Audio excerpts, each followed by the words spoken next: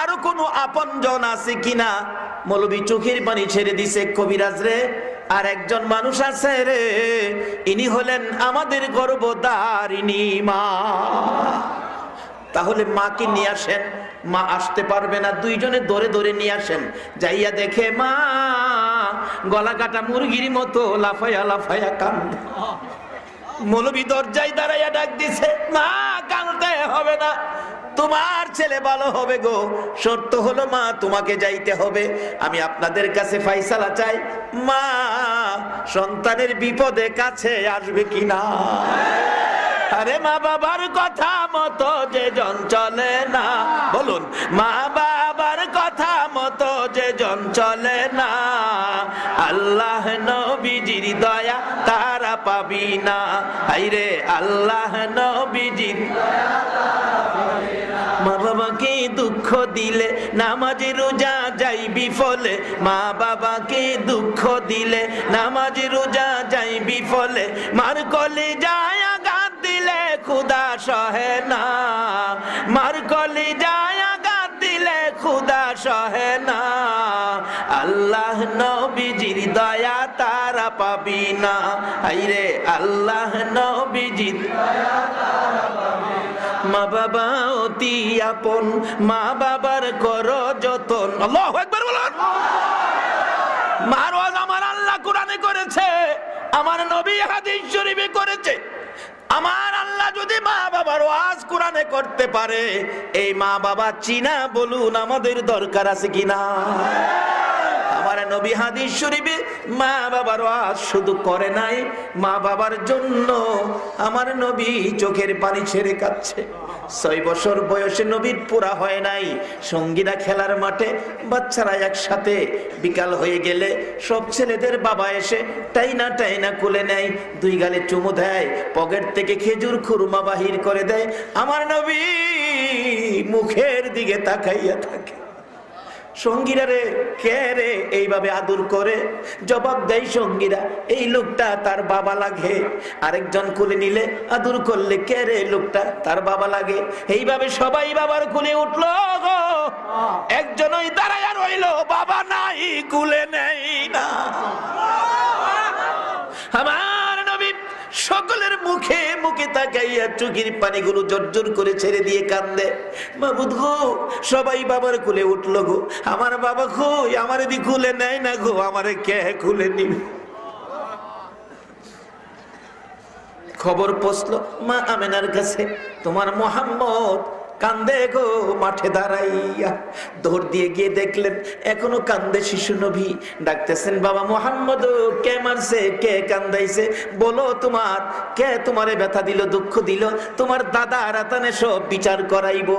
আমার নবী দৌড়াইছে, মার গলায় ধরে মার কাঁধের উপর মাথা ছেড়ে দিয়ে ডাকে, মা কেউ ব্যথা দেয় নাই গো, কেউ কান্দাই নাই। আমার সঙ্গীরা সবাই বাবার কোলে উঠলো গো, মা আমার বাবা কই? আমি বাবার কোলে উঠবো। মা আমেনা নিজেও চোখের পানি ছেড়ে দিলেন। কোত্থেকে দিব রে তোর বাবা? তোর বাবা তো মদিনার জমিনে ঘুমিয়ে আছে। হাতে ধরে নিয়ে গেলেন দাদার কাছে, আব্দুল মুত্তালিবের কাছে। দাদা দাদা গো, আমার বাবা কই গো? আব্দুল মুত্তালিব চোখের পানি ছেড়ে দিছে। নাতি রে আয় আমার কোলে আয়, আমি তোরে আদর করব। দাদার কাঁধে মাথাটা ছেড়ে দিয়ে কাঁদতে কাঁদতে পিঠের জামা ভিজায়া ফেলাইছে। আব্দুল মুত্তালিব ডাকে, রে বৌমা আমেনা, সহ্য করতে পারি না রে আমার নাতির কান্না। আল্লাহু আকবার বলো। যাও, অনুমতি দিলাম রে, আমার নাতি লইয়া সোনার মদিনায় যাও।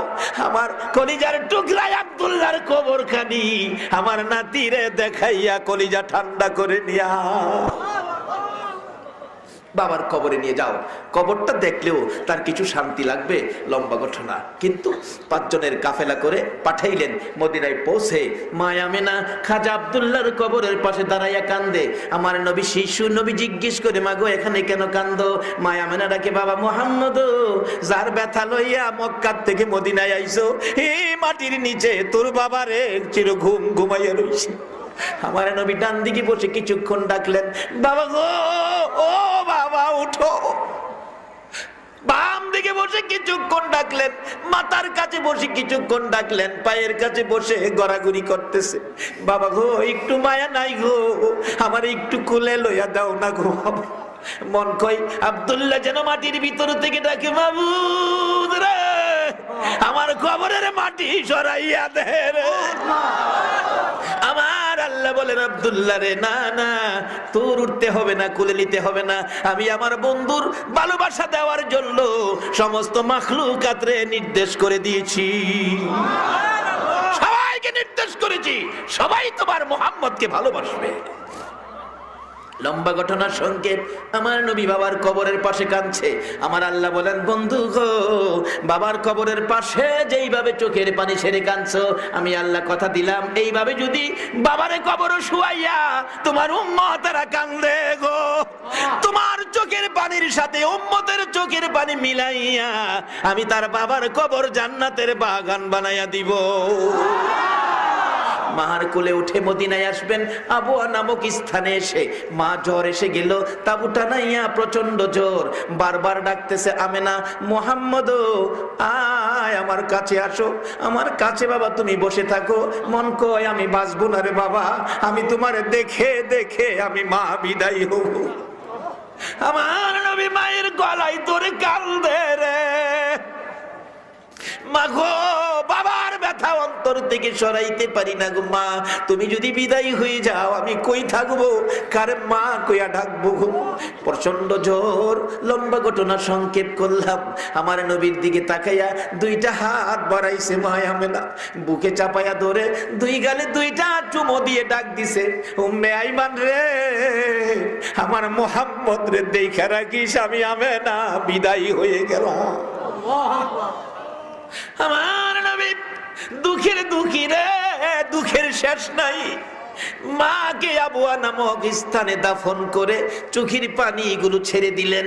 আমার আল্লাহ বলেন, বন্ধু গো, মায়ের কবরের পাশে চোখের পানি ছাড়ছো, তোমার উম্মতেরা এইভাবে যদি মায়ের কবরে যাইয়া চোখের পানি ছাড়ে, ও বন্ধু কথা দিলাম, তোমার চোখের পানির সাথে উম্মতের চোখের পানি মিলাইয়া আমি আল্লাহ চোখের পানির বিনিময় তার মায়ের কবর জান্নাতের বাগান বানাইয়া দিব। ফিরে আসলেন মাহারা, বাবাহারা হইয়া নবী দাদার আদরে ছিলেন। লম্বা ঘটনা সংক্ষেপ করে দিলাম। বাবারা বলতেছিলাম, এই মাকে চিনা, বাবাকে চিনা, শুধু চিনা না, এই মা বাবা যদি কবরও থাকে, কবরের পাশে যায় কান্দো, মাহফিলে গিয়ে হাত বাড়াইয়া কান্দো। কি দোয়া মা বাবার জন্য করবেন সেটা পর্যন্ত আল্লাহ নিজে শিখাইছে, আর কারো জন্য দোয়া শিখায় নাই, শুধু মা বাবার জন্য দোয়া শিখাইছে। দোয়াটা জানি কি, বলুন তো দেখি। কোরআন শরীফ, কোরআন শরীফ, রব্বির হামহুমা কামা রব্বায়ানি সগীর। কোন মা বাবার জন্য দোয়া শিখাইছে? বাবারা আসুন, আমি শেষ দিকে গেলাম, বলতেছিলাম মা বাবা কত আপন, কেউ আপন হলো না। একজন মানুষ শুধুমাত্র মা সন্তানের ব্যথায় কাঁদতেছে, কথাটা খেলাছে, গলা কাটা মুরগির মতো লাফায়া লাফায়া কান্দে। কবিরাজ বলছে আরো কেউ আছে কিনা, মৌলবী বলেছে একজন আছে, আমার মা, নিয়ে আসো। যাই বলতেছে, মা তুমি গেলে তোমার ছেলেটা ভালো হয়ে যাবে। মা কই, কও কি বাবা, মৃত ছেলে কি ভালো হয়? মা তুমি গেলে ভালো হইব, আমার ধরো, আমি হাঁটতে পারি না বাবা। কাছাকাছি গেলে দূর থেকে ডাক মারছে, কবিরাজ বাবা যাইস না, আমি মা আইতাছি। কাছে গেলে কবিরাজ ডাকে, আপনি কি মা লাগেন? হ, আপনার ছেলে ভালো হবে, শর্ত হলো আপনি মা পায়ের কাছে দাঁড়াবেন, ২০ ঝাইরা পায়েদা বাহির করব, ২০ আপনার উপরে উঠবো, আপনি মা মরে যাবেন, আপনার ছেলে ভালো হবেন। বলুন কেউ রাজি হইল না, এই মানুষটা রাজি হইব কি না? বাবারা ভাইরা, এই মারে কষ্ট দিয়া মক্কা মদিনায় হজ করতে যায়ও না। এই মার কলিজায় আগুন দিয়ে মসজিদে নামাজ পড়তে যায়ও না। এই মার কলিজায় আগুন দিয়ে নূপুর সম্মেলনে ওয়াজ শুনতে যায়ও না, কোনো লাভ হবে না। আরে মা বাবা অতি আপন, মা বাবার করো যতন, মা বাবা অতি আপন, মা বাবার করো যতন, তিন কথার সাথী পায়া বুইলা যায়ও না, তিন কথার সাথী পায়া বুইলা যায়ও না, আল্লাহ নবীজির দয়া তারা পাবি না। হাইরে আল্লাহ নবীজির দয়া তারা পাবে না। কেউ রাজি না। কবিরাজ প্রশ্ন করেছে, মা দাঁড়াইলে বিষ যাইরা বাহির করে তোমার উপরে দিব, তুমি মা মরে যাবে, সন্তান ভালো হবে। এবার আপনাদের কাছে ফায়সালা চাই, এই মা রাজি হবে কিনা? এই মারে বাত না দিয়া নিজের মুখে বাদ দিও না।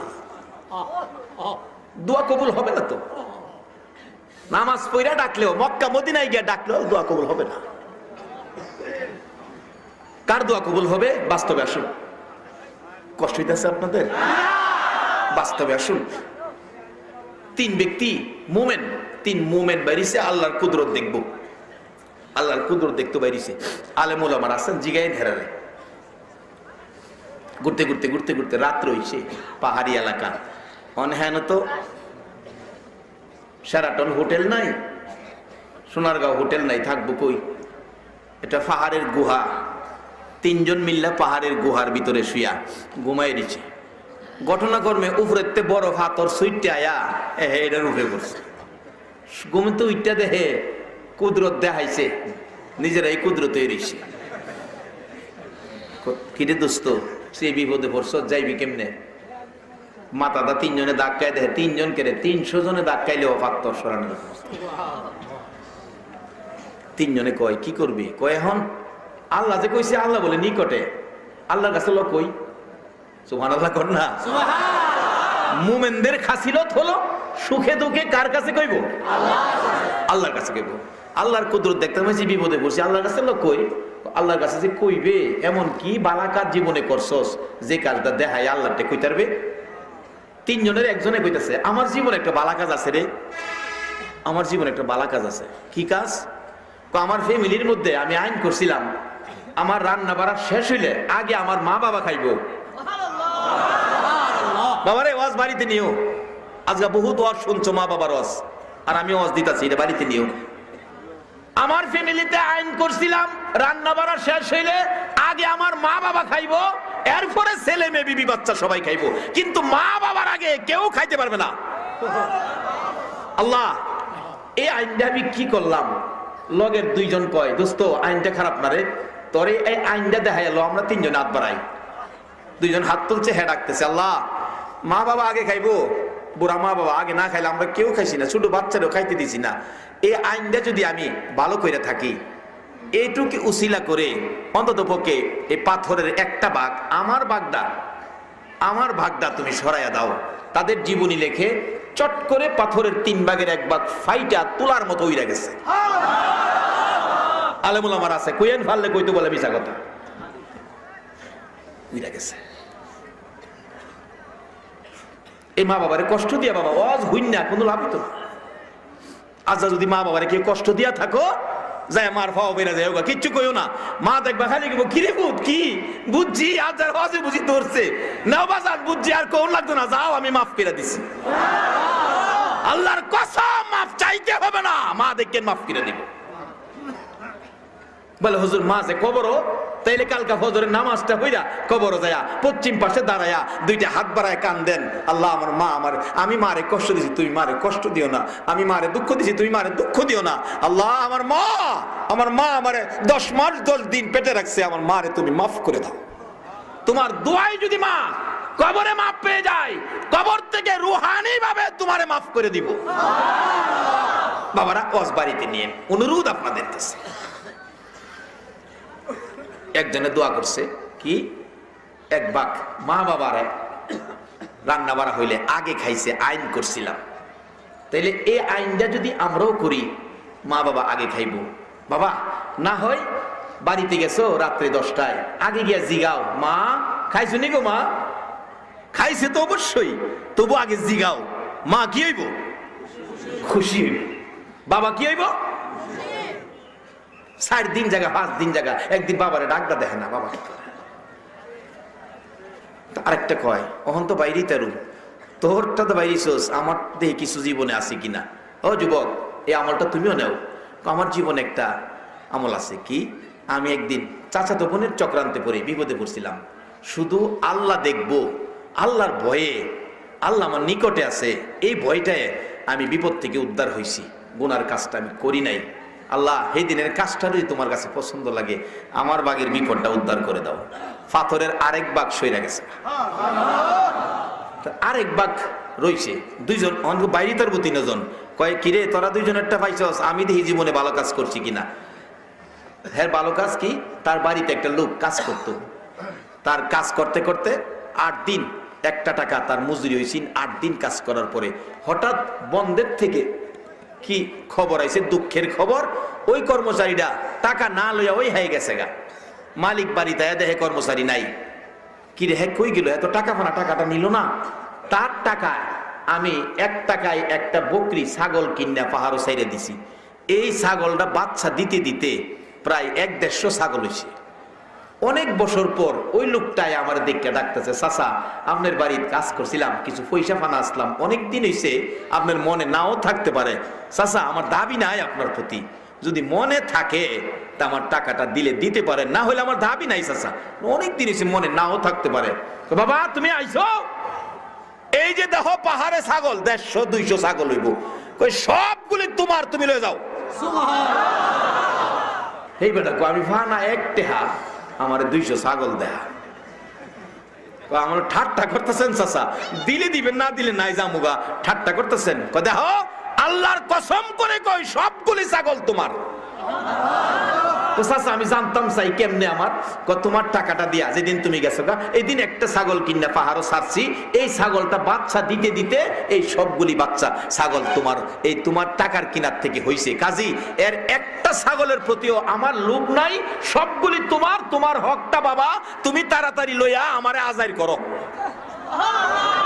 প্রভু গো, এইভাবে যার হক তার কাছে এইভাবে আমি পৌঁছাইছি, পরের সম্পদের উপর একটু লোভ করি নাই। যদি আমার কাজটা তোমার কাছে ভালো লাগে, আমার হাতরের আমার বাগটাও সরায় দাও। এই বাগটাও উইরা গেছে গা। তাহলে আল্লাহ ডাক শুনে না কেমনে? তবে প্রথম শুনানের মন্ত্রটা ছিল মা বাবারে আগে খাওয়াইছে।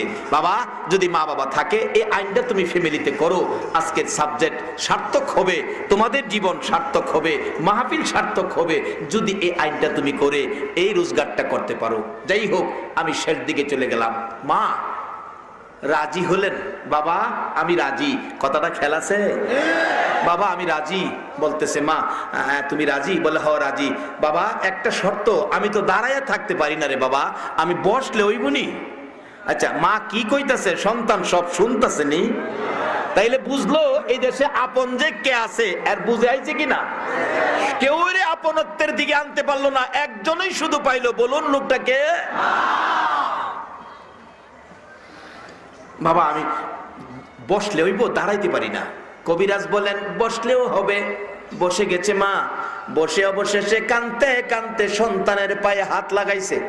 এরা কবিরাজ আমি হাত লাগাইলাম, বিষটা যেন তাড়াতাড়ি আসে রে, আমার কলিজায় মাইরা দে, আমি মা মরে যাব, সন্তান বাঁচাইব। ছেলেটা কানতে কানতে চোখের পানিতে মাটি ভিজতেছে। ভাই তো বলছে মৌলবী ডাক না দিলে উঠতে পারবেন না। এবার কবিরাজ ডাকতেছে, মাগো কেউ রাজি হলো না, আপনি কেন রাজি হলেন সন্তান নিজের জীবন দিয়া বাঁচাইতে? মা ডাকতেছে, কবিরাজ রে সন্তান প্রসবের কত ব্যথা রে আমি জানি, আর জানে আমার আল্লাহ।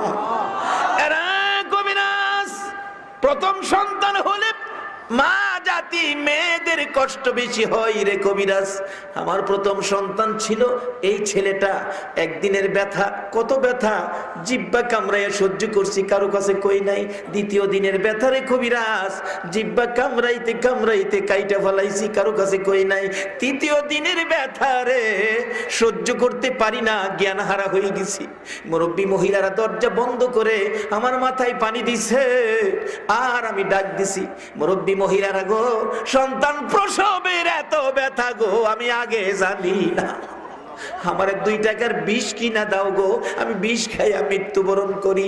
মহিলারা বলছে, মা গো পাগলামি করিস না গো মা, আল্লাহরে ডাকো, আল্লাহ নি 2টা 2 জায়গায় করে দেয় রে কবিরাজ ব্যথায় চিৎকার মারছি, আল্লাহ গো কইয়া রে কবিরাজ, ব্যথার কথা মনে হইলে আমি এখনো সহ্য করতে পারি না রে কবিরাজ। আমার আল্লাহ বলেন, ফেরেশতারা রে, যেই মহিলারা প্রসব ব্যথার যন্ত্রণায় আমারে আল্লাহ আল্লাহ কইয়া ডাক মারে রে, এক একটা ডাকের বিনিময় আমি আল্লাহ এক একটা কবুল হজের নেকি দান করে দিলাম। এরা সন্তানেরা, তোমার আমার মার প্রসব ব্যথার যন্ত্রণায় আল্লাহ ডাকলে আমার আল্লাহ কবুল হজের নেকি দেয়। সন্তানের প্রতি যে দায়িত্ব কোরআন হাদিসে দেওয়া হয়েছে, মা বাবার প্রতি এই দায়িত্ব আদায় করা, বলুন আমাদের দরকার আছে কিনা? সব যেদিন পর হয়ে গেল, একটা মানুষ আপন হলো, বলুন এই মানুষটাকে?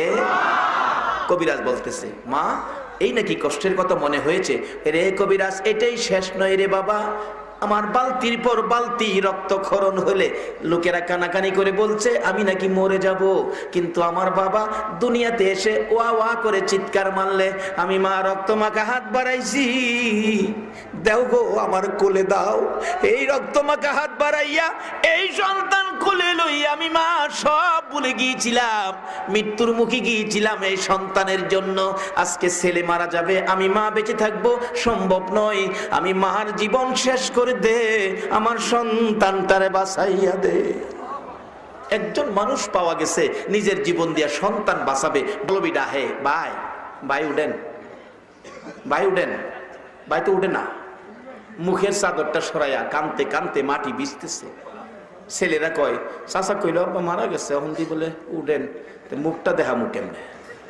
বিবি সাহেব মাথা নোয়া বসছে, লজ্জায় মুখ দেখাইব কেমনে? মেয়েটা খালি ডাকছে আব্বু আব্বু। মেয়েরা সাধারণত বাপেরে মায়াটা কি বেশি করে না কম করে? আব্বু তুমি বেঁচে আছো? ওই লোকটা ডাকে, তোমরা আমার আব্বু কইও না, আমার মা কই, আমার মার কাছে।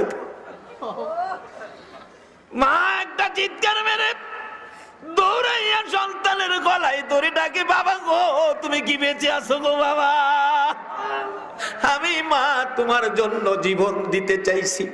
এবারে লোকটা ডাকতেছে, মা গো ও মা, আজকে বুঝলাম গো এই জগতে মার চেয়ে আপন কেহ নাই।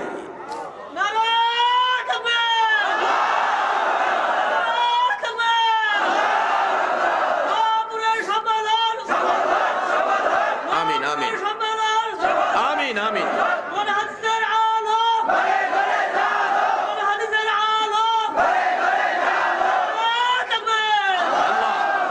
আল্লাহ তুমি নোয়াপুরের সম্মিলন কবুল করো, সকলে বলুন আমিন। বাবারা, এই ওয়াজটুকুন বাড়িতে নিবেন, এই অনুরোধ রেখে আজকের মতো আমার আলোচনা আমি এখানেই শেষ করলাম।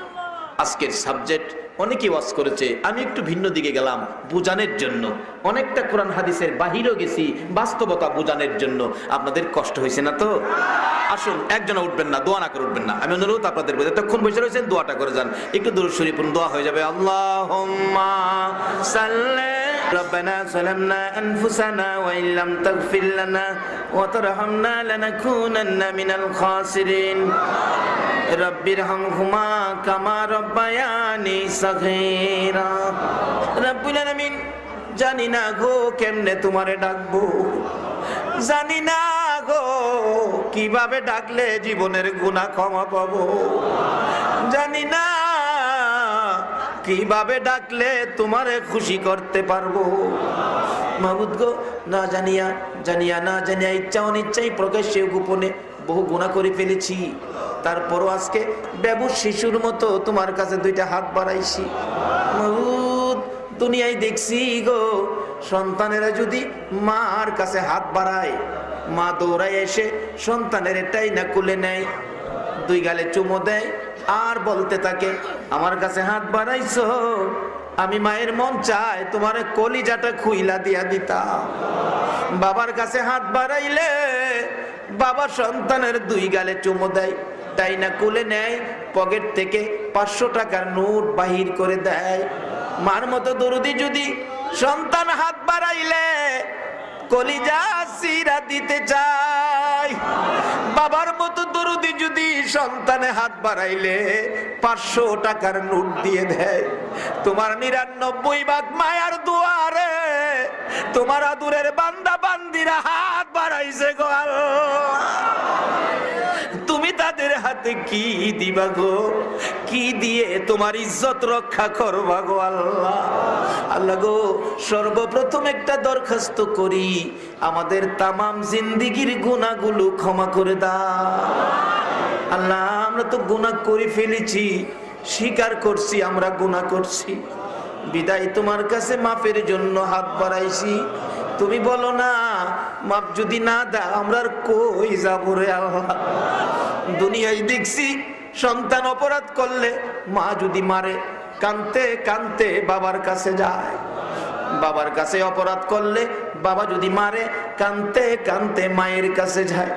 আমরা জীবনের অপরাধ লইয়া তোমার কাছে মাফের জন্য হাত বাড়াইছি গো আল্লাহ।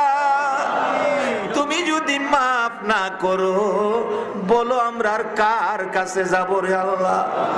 ফিরাইও না, ঘুরাইও না, কার জীবনে কত গুনাহ হিসাব জিগাইও না, কে মেয়ে কে পুরুষ কাউরে কিছু কইও না। আজকের মাহফিলের উসিলাই আমাদের তামাম জিন্দেগির গুনাহগুলো ক্ষমা করে দাও আল্লাহ গো। জীবনের গুনাহ ক্ষমার আসার দরখাস্তের পর আরেকটা দরখাস্ত করি, তুমি রাগ হইও না গো আল্লাহ। তুমি যদি রাগ হও, তোমার বান্দার মনের দুঃখ কার কাছে কইব গো আল্লাহ?